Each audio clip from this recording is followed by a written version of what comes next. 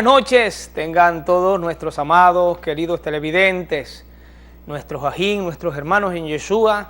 Para todas y todos, pido al Padre Eterno, al Elohim Supremo de Israel, al Todopoderoso, el que creó el cielo y la tierra, el que envió a su Hijo a morir y a padecer y ser ejecutado como un criminal en la estaca. A Él ruego que os bendiga este día, esta noche, os conceda revelación en su palabra, en su dabar, y que su espíritu, su Ruach HaKodesh, pueda impartirle a tu corazón la luz de su palabra divina, de su dabar divina.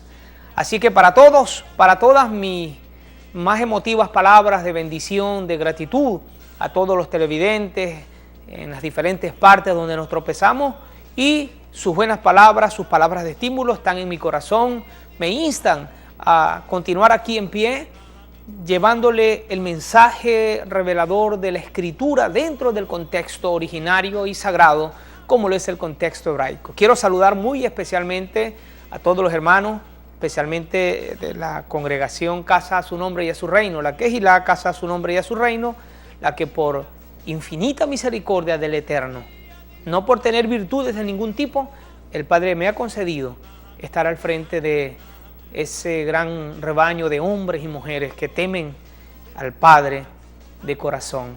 Para ellos, desde Bobure para allá, un abrazo a todos los que están allá en ese pueblo, pasando por aquí, por supuesto, por Ciudad Ojeda, también allá en Cabimas, un abrazo a todos los hermanos en Cabimas, el hermano Lozada, su familia, bendiciones del Padre, a todos los hermanos que nos reunimos allá. Aprovecho también saludar la congregación Nación Grande, a su pareja pastoral, para mí, grandes amigos, compañeros de esta batalla de años, para ellos y su congregación lo mejor del Padre. Y a todas y a todos los que nos ven en sus casas, en sus hogares, ahí en donde usted se encuentre frente a esta pantalla, la bendición del Eterno sea sobre ustedes. Desde ya invito a todos los hermanos, todos los televidentes, a que usted ubique su Escritura, ubique su Biblia, porque venimos una vez más con la única y fiel intención de estudiar la Escritura, estudiar la raíz escritural, el contexto hebraico de esa verdad sagrada, divina e infinita que nos dejó nuestro Padre Celestial, inspirando a aquellos hombres, los cuales pues nos legaron su verdad sagrada, infinita, inmutable y eterna, que vive y vivirá por los siglos de los siglos. Hoy voy a abordar una temática que hemos titulado Un divorcio inevitable. Así es que invito a los hermanos a abrir sus Biblias, así como usted le dice, la Escritura Sagrada, en el libro de Yohanan, San Juan, capítulo 4. Allí vamos a disertar, versículo a versículo, paso a paso, lo que está contenido allí, visto como ocurrió en el siglo I, en el año 0, cuando existió la presencia física, humana de Yeshua HaMashiach, el Redentor de Israel. Muy bien. Ese tema es un tema bien conocido en varios sectores, sobre todo en los sectores de la cristiandad, en las diferentes ramas de la cristiandad.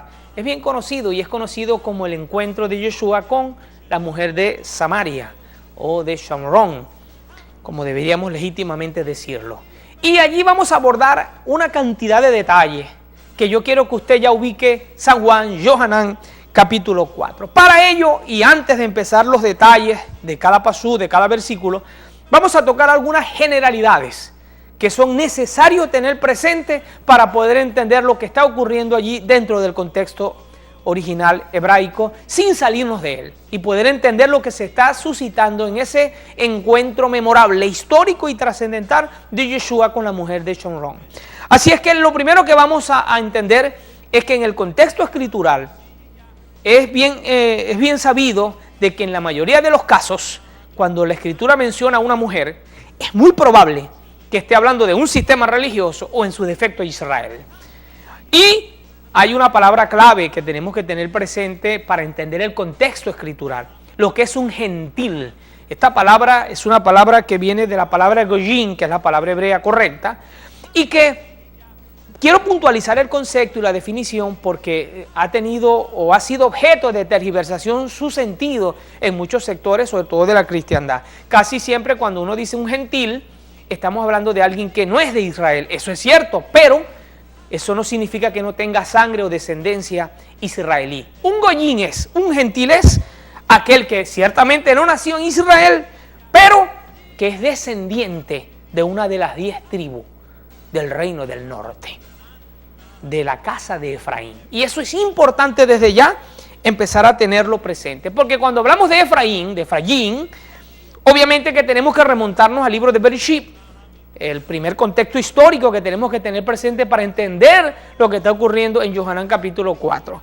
Y en Bereshit capítulo 48, el pasú 19, versículo 19, ahí tenemos la bendición patriarcal de nuestro padre Jacob sobre los 2 hijos de Yosef, los 2 hijos que le nacieron en Egipto, a saber, Manasés y Efraín, este el mayor, el segundo el menor.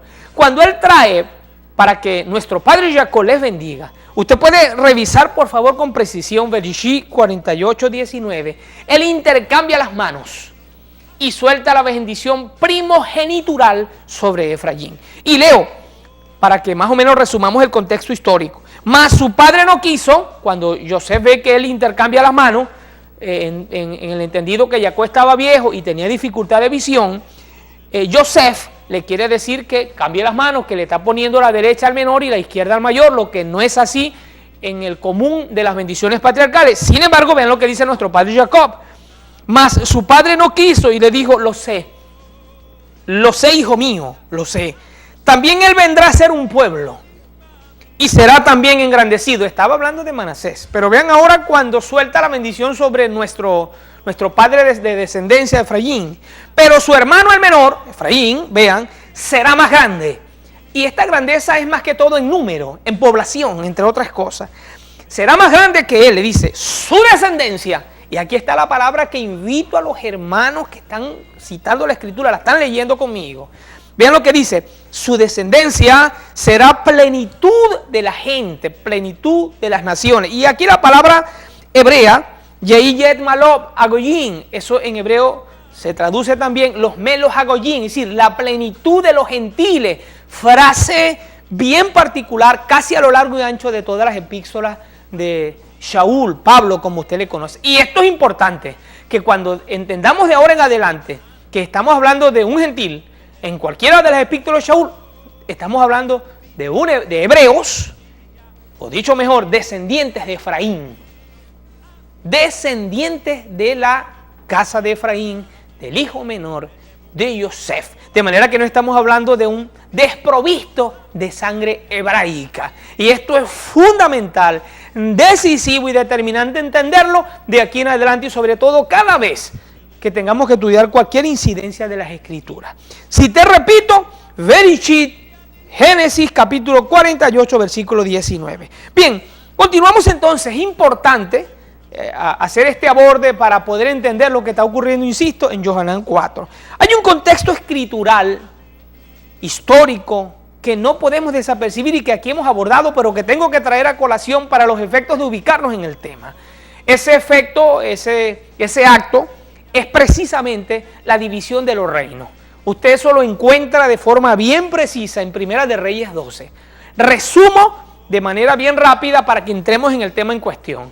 Los reinos, el reino de Israel, desde el momento que Saúl toma, pasa luego a manos de David, luego pasa a manos del hijo de David, que fue Salomón, y cuando Salomón muere, ocurre la tragedia. Su hijo, voy a tomar los términos que usted entiende que están ahí en Reina Valera, su hijo Jeroboam, escuchen los hermanos en Yeshua, él llega al trono, Roboam, corrijo, el hijo de Salomón, Roboam, él llega al trono y le toca una tarea de escuchar al pueblo.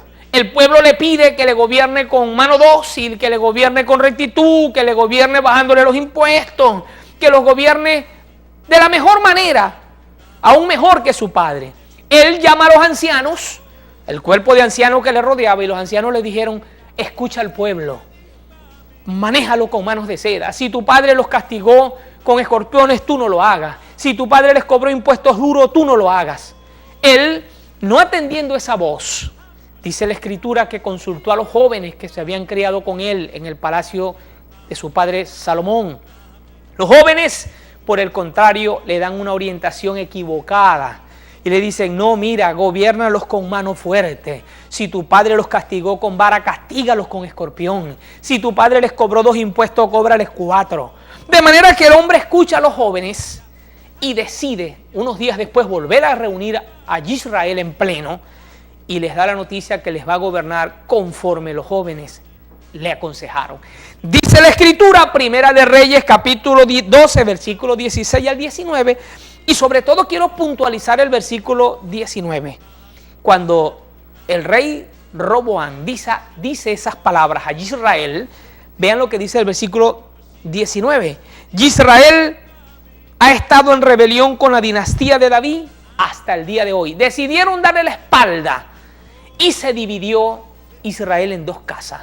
Se fueron 10 tribus, que se conocen las tribus de Israel, la casa de Efraín, y se quedaron allí con este rey, hijo de Salomón, 2 tribus, la tribu de Judá y la tribu de Benjamín, y luego se regresan los levitas. Dicho esto, ya tenemos el contexto, la base, para que al regreso abordemos con precisión lo contenido en Juan capítulo 4. Tenga su escritura abierta y al regreso les esperamos.